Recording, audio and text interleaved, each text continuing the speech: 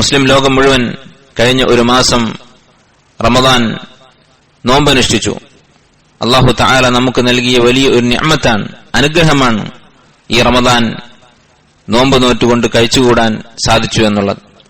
ഈ സന്ദർഭത്തിൽ നമ്മൾ ഓർക്കേണ്ട പ്രധാനപ്പെട്ട ഒരു കാര്യം, ഈ റമദാനിൽ നമ്മൾ ചെയ്ത ഇബാദത്തുകൾ, റമദാനിൽ നമ്മൾ നോമ്പ് നോറ്റു, ഖിയാമുൽ ലൈൽ നമസ്കരിച്ചു, ദിക്റുകളും ദുആകളും പതിവാക്കി, വിശുദ്ധ ഖുർആൻ പാരായണം ചെയ്തു, സദഖ ചെയ്തു, ഇങ്ങനെ ധാരാളം അമലുകൾ ചെയ്തിട്ടുണ്ട്.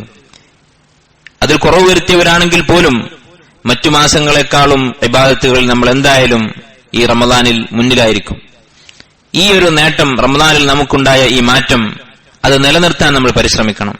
ഈ പറഞ്ഞ ഇബാദത്തുകളായാലും അതിനേക്കാളെല്ലാം പ്രധാനപ്പെട്ട കാര്യം, റമദാനിൽ നമ്മൾ അള്ളാഹുവിനോട് ആത്മാർത്ഥതയോടെ അടുക്കാനുള്ള ശ്രമം നടത്തി. അതാണ് ഏറ്റവും വലിയ കാര്യം.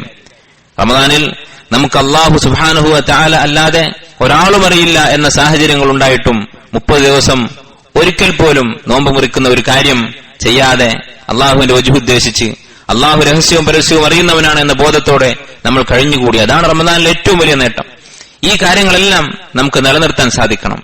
റമദാനിൽ എങ്ങനെ നമ്മൾ അള്ളാഹുവിനെ പേടിച്ച് ഒരിറക്ക് വെള്ളം കുടിക്കാൻ മടിച്ചുവോ, അതുപോലെ അള്ളാഹു ഹറാമാക്കിയ ഓരോ കാര്യവും പേടിയോടെ, അള്ളാഹുവിന്റെ കാഴ്ചയും അറിവും അവിടെ ഉണ്ട് എന്ന ബോധത്തോടെ നമ്മുടെ ജീവിതത്തിൽ നിന്ന് അകറ്റി നിർത്താൻ നമുക്ക് സാധിക്കണം.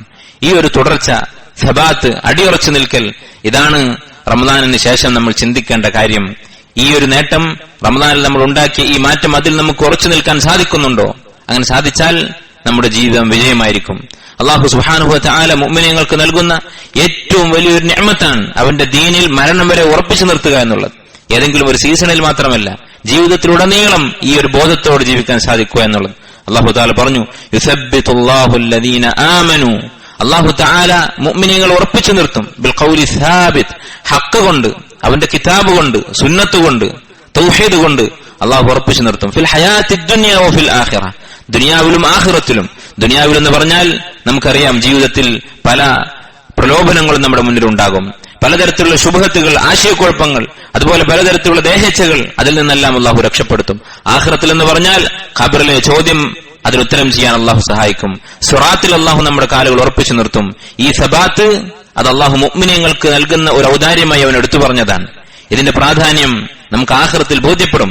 അല്ലാഹു സുബ്ഹാനഹു വ തആല ഈമാനും ഇസ്തിഖാമത്തുമുള്ള, ദീനിൽ എല്ലാ കാലത്തും ഒരേ ആവേശത്തോടെ അടിയുറച്ചു നിൽക്കുന്ന ആളുകളെ കുറിച്ച് പറഞ്ഞുവല്ലോ, ഇന്നല്ലദീന ഖാലു റബ്ബുനല്ലാഹ്, ഞങ്ങളുടെ റബ്ബ് അല്ലാഹുവാണ് എന്ന് പ്രഖ്യാപിച്ച ആളുകൾ, ثم استقاموا, പിന്നീട് ആ ഈമാനിൽ അള്ളാഹുവിന്റെ അടിമകളാണ് എന്ന ബോധത്തിൽ, അള്ളാഹുവിന്റെ വഹ്യ് പിന്തുടരുമെന്ന നിർബന്ധ ബുദ്ധിയിൽ ഇസ്തിഖാമത്തോടുകൂടി നേരെ ചൊവ്വെ നിലകൊണ്ട ആളുകൾ, തതനസ്സലു അലൈഹിമുൽ മലായിക, മലക്കുകൾ അവരുടെ അടുക്കൽ വന്നിറങ്ങുന്നതാണ്. അല്ലാ തഖാഫു വലാ തഹ്സനു, നിങ്ങൾ ഭാവിയെക്കുറിച്ച് ഓർത്ത് പേടിക്കേണ്ടതില്ല. വലാ തഹ്സനു, കഴിഞ്ഞുപോയ ജീവിതത്തെക്കുറിച്ച് ഓർത്ത് വിഷമിക്കേണ്ടതില്ല, ദുഃഖിക്കേണ്ടതില്ല. വഅബ്ശിറൂ ബിൽ ജന്ന, സ്വർഗ്ഗത്തെക്കുറിച്ച് നിങ്ങൾ സന്തോഷിച്ചുകൊള്ളുക.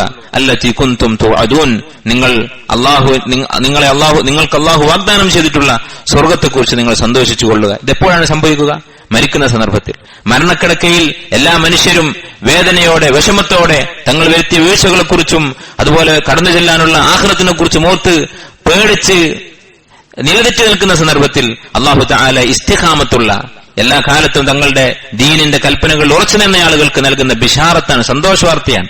അവൻ മലക്കുകളെ പറഞ്ഞേക്കും ഓരോരുത്തരുടെയും അടുത്തേക്ക്, നഹ്നു ഔലിയാഉകും ഫിൽ ഹയാത്തിദ് ദുനിയ വഫിൽ ആഖിറ, ദുനിയാവിലും ആഖിറത്തിലും ഞങ്ങൾ നിങ്ങളുടെ സുഹൃത്തുക്കളാണ് എന്നവർ പറയും. വലക്കും ഫീഹാ മാ തശ്തഹി അൻഫുസുകും വലക്കും ഫീഹാ മാ തദ്ഉൻ നുസുലൻ മിൻ ഗഫൂരിർ റഹീം, നിങ്ങൾ കടന്നു ചെല്ലാൻ പോകുന്നത് ഈ ലോകക്കിടക്കയിൽ നിന്ന്, അല്ലെങ്കിൽ ഈ ആക്സിഡന്റ് നടന്ന ഈ ചോരക്കളത്തിൽ നിന്ന് നിങ്ങൾ കടന്നു പോകാനുള്ളത് നുസുലൻ മിൻ ഗഫൂരിർ റഹീം, റഹീമായ ഗഫൂറായ അല്ലാഹു ഒരുക്കി വെച്ചിട്ടുള്ള സദ്യയിലേക്കാണ്, അവന്റെ വിരുന്നിലേക്കാണ്, സ്വർഗത്തിലേക്കാണ്. നിങ്ങൾ ആഗ്രഹിക്കുന്നതെല്ലാം അവിടെ നിങ്ങൾക്കുണ്ടായിരിക്കും എന്ന് പറഞ്ഞ് മരിക്കുന്ന സന്ദർഭത്തിൽ അവർ സന്തോഷവാർത്ത അറിയിക്കും. ഇതെന്തുകൊണ്ടാണ് ഉണ്ടായത്?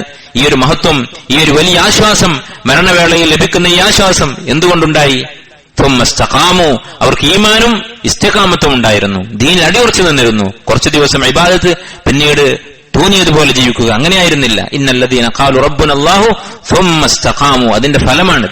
ഇനി ഈ ഇസ്തിഖാമത്ത് നഷ്ടപ്പെട്ടാലോ, ഈ സബാത്ത്, ദീനിൽ ഉറച്ചു നിൽക്കുക എന്നുള്ള കാര്യം അത് അള്ളാഹു നമുക്ക് നൽകിയില്ലെങ്കിലോ നമ്മൾ പഴിച്ചു പോകും. എത്ര വലിയ മഹാനായിരുന്നാലും നമ്മുടെ മനസ്സിൽ അതിനെക്കുറിച്ചുള്ള പേടിയില്ലെങ്കിൽ നമ്മൾ അപകടത്തിലാണ്. നമുക്ക് ഉറച്ചു നിൽക്കാൻ സാധിക്കുന്നുണ്ടോ, നമ്മൾ ചെയ്ത ഇബാദത്തുകൾ കുറഞ്ഞു പോകുന്നുണ്ടോ എന്ന പേടി നമുക്കില്ലെങ്കിൽ അതൊരു അപകട ലക്ഷണമാണ്.